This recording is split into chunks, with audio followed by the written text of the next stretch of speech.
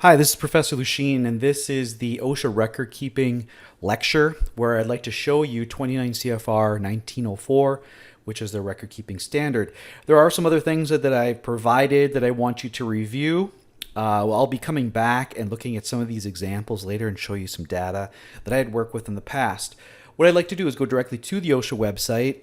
If you are unfamiliar with it or you don't go there every day, you should start doing that because they change this page frequently, change the layout, and you should be able to find things, especially if you're going into this field. So let's go to the record keeping. So there's a lot of different ways to get there. You can get there through enforcement. You can get there through topic or news. I'm just going to go straight from the employer, record keeping requirements and forms. So here's the main record keeping page. You should be well versed in this. So just because you're watching this video and I'm giving you a tour doesn't mean you should not go to this. Everything you would need in order to be compliant with this standard is here. The page I want to go through is the detailed guidance for record keeping rule. I like it because it provides access to, as you can see here, the regulation itself, additional guidance, and the preamble discussion. So this is the most total representation of what you need to know for the record keeping rule. Basically, the purpose is that when someone gets hurt, that there's documentation to it. Now there are different requirements for it, but you should also be aware that workers' compensation and OSHA record keeping are two separate systems. Just because something OSHA recordable doesn't mean that work comp will be provided. If something is covered by work comp, doesn't necessarily mean it's going to be OSHA recordable. Keep those two things separate. Just write that down. Keep work comp and OSHA record keeping separate. They're two separate things. There's going to be overlap, of course, but keep those two things separate. I believe that you should also be aware that, I think under the preamble, it goes a little bit more into what I just covered with keeping the two separate.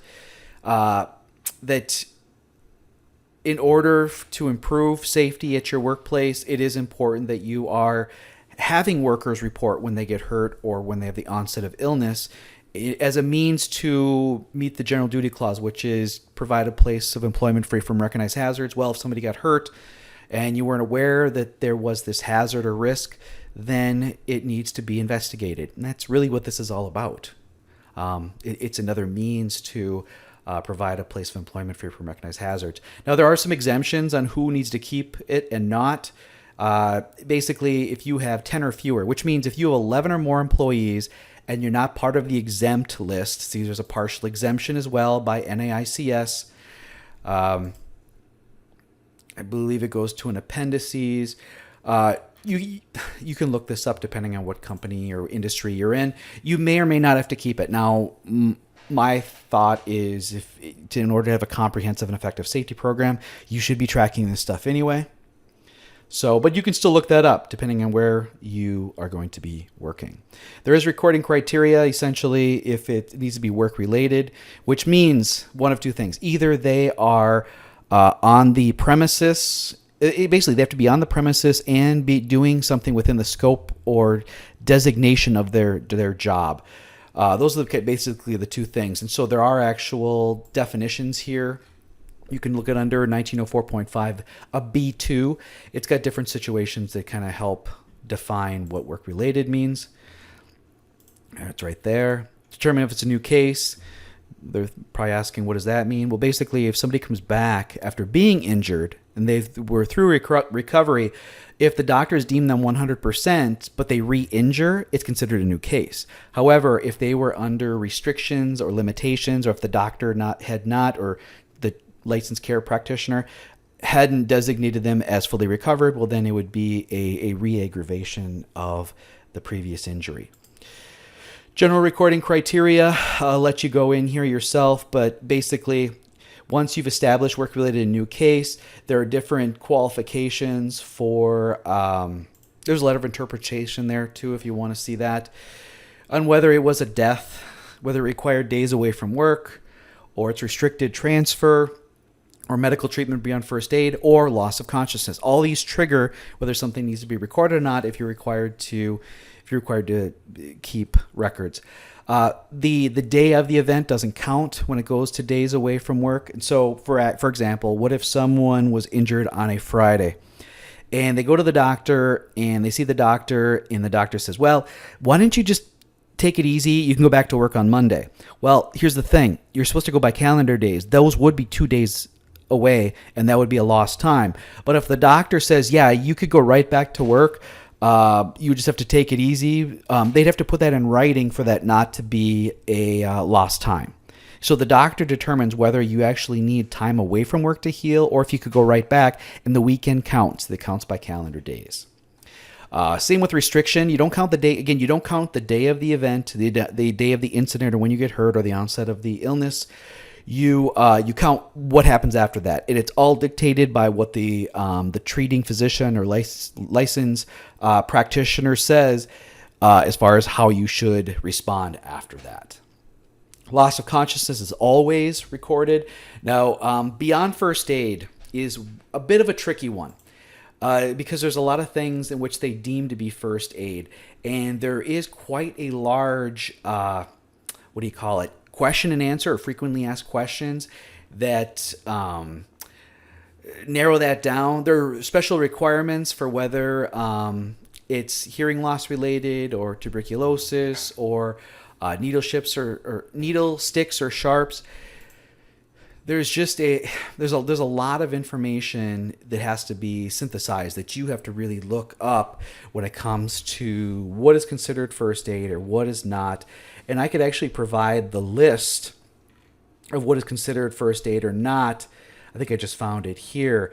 First aid, as defined by this section, using non-prescription medication or non-prescription strength, administering tetanus immunization, cleaning, flushing, soaking wounds that are on the surface of the skin, using wound coverings such as Band-Aids, using hot or cold therapy, using any non-rigid support such as like a, functional splinting, using temporary mobilization, that's what I just said, drilling a fingernail or toenail to relieve pressure, using eye patches, removing foreign bodies from the eye using only irrigation or a cotton swab, removing splinters or foreign material areas other than the eye by irrigation, tweezers, cotton swabs, or simple means, using finger guards, using massage, drinking fluids for release of heat stress. I also believe that observation is not considered first aid either. These are things that you can determine, or you can talk to your treating physician, which you should be doing anyway, along with workers being trained on how to report when either they're not feeling well or when they get injured. You should be talking to your treating physicians or licensed healthcare providers about when workers go in. Here are some options for them for limited and restriction. There's a lot of things you can do up front that make this a lot easier, but people really stress about this. Now, there's also a time in which you need to call OSHA or contact OSHA if something happens, and that is the reporting, severe injury reporting here. So if you have an employee that has a fatality, you must contact your local area OSHA office, or just go to this webpage. It'll guide you within 8 hours. If you have an amputation, a loss of eye, or hospitalization, which means a worker gets admitted, somebody can actually stay overnight in the hospital and not be admitted. So there's an actual qualification admission to a hospital. You have to contact OSHA within 24 hours. That does not automatically trigger a site inspection, but it may. So that's the severe reporting. The electronic submission I mentioned earlier, or maybe I didn't. Previously, they're going to have everybody with a certain size company or a certain industry upload all of their record-keeping documents, which we haven't gotten into yet, but I will in a moment. But earlier this year, they made the determination they're going to keep it to the 300A, which is the annual summary. We'll take a look at that. Got to post it from February 1st to April 30th every year.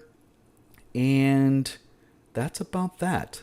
So let's take a look at the forms.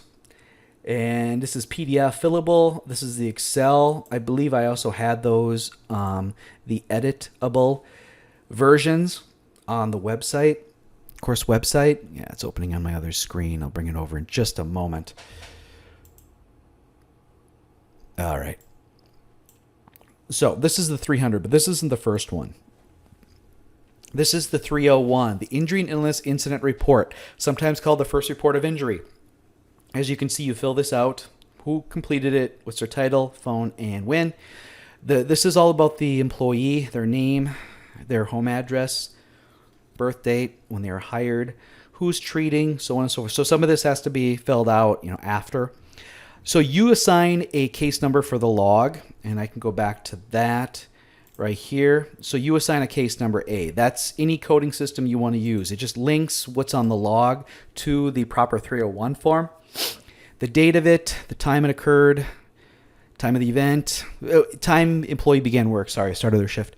And then what was the employee doing just before, what happened, what was the injury or illness, what object harmed them, and if the employee died, what did they die of? So this is the minimum that has to be kept from a first report of injury or an incident investigation. It's kind of same thing. When we go to the 300, this is the log, Form 300. They call it the log of workplace injury and illnesses. So each row here represents a 301 or an investigation.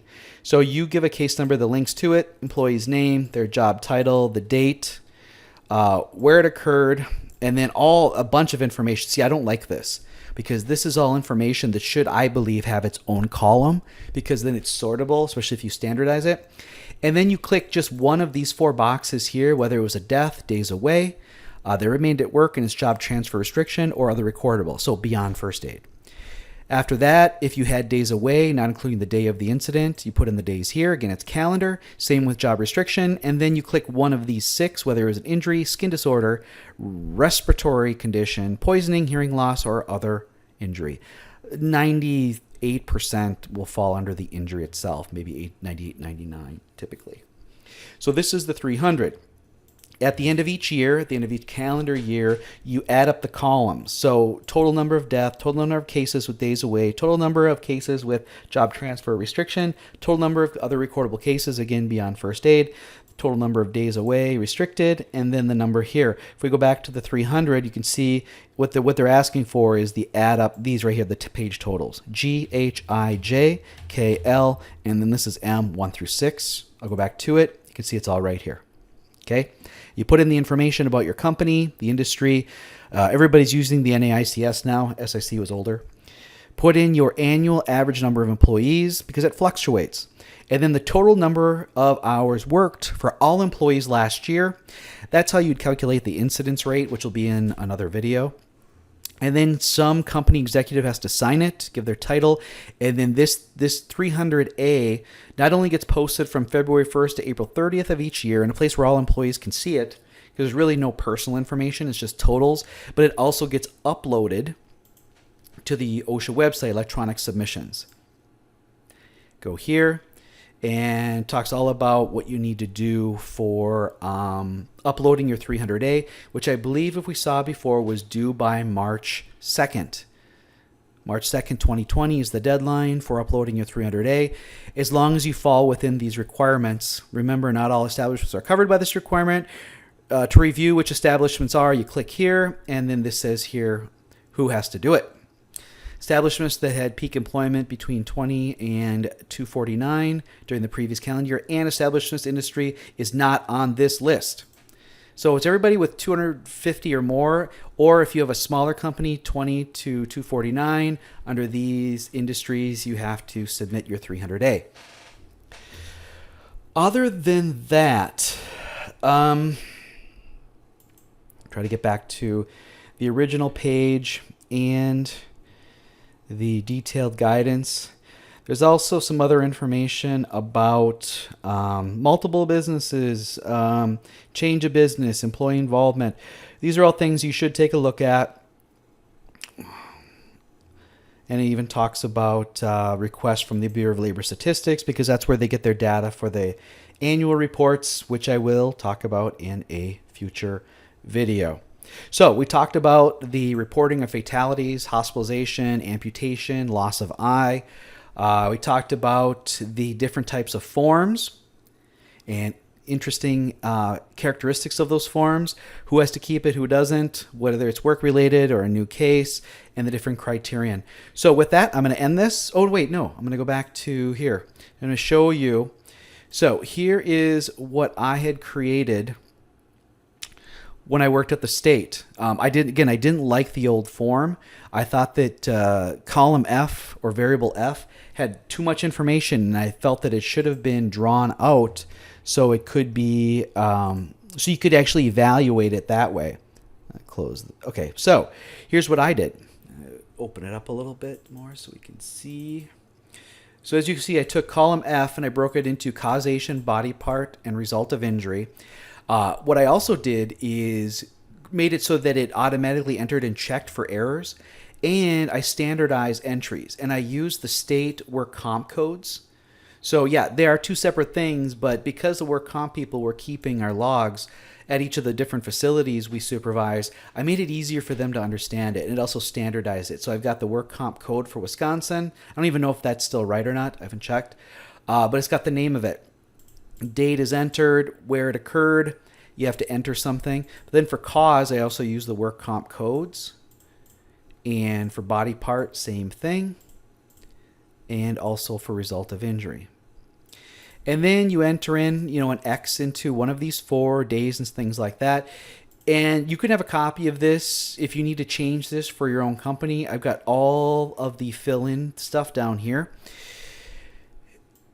And once you, at the end of the year, if you type in the hours entered, it automatically calculates the TCIR and the LWDIR. It could easily also be turned into the DART. What's also interesting is it automatically updates this, continually updates as you enter things. And so at the end of the season or at the end of the year, all you'd have to do is basically print it off, have the executive sign it. And then for my own work, I had my top 5 that I was monitoring, and I could do this by facility or total. And so this was also real-time updated, and so I got to monitor how things were going. And so then on a monthly or quarterly basis, I was able to monitor and provide reports to management as far as how are the institutions doing, or how is the organization doing. Next, what I'd like to show you is a sample 300.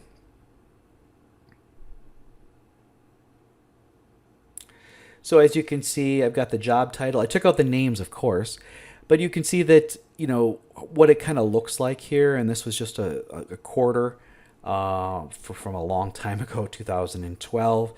So this is what it basically looks like. And so whoever did the 301 or its equivalent decided, put this stuff in here. The case numbers have been cleansed as well. I wanted to just provide you with a look of what this is.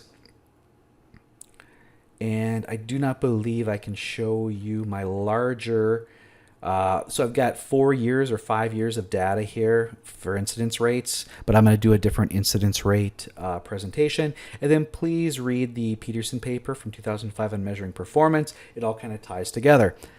So let me know if you have any questions.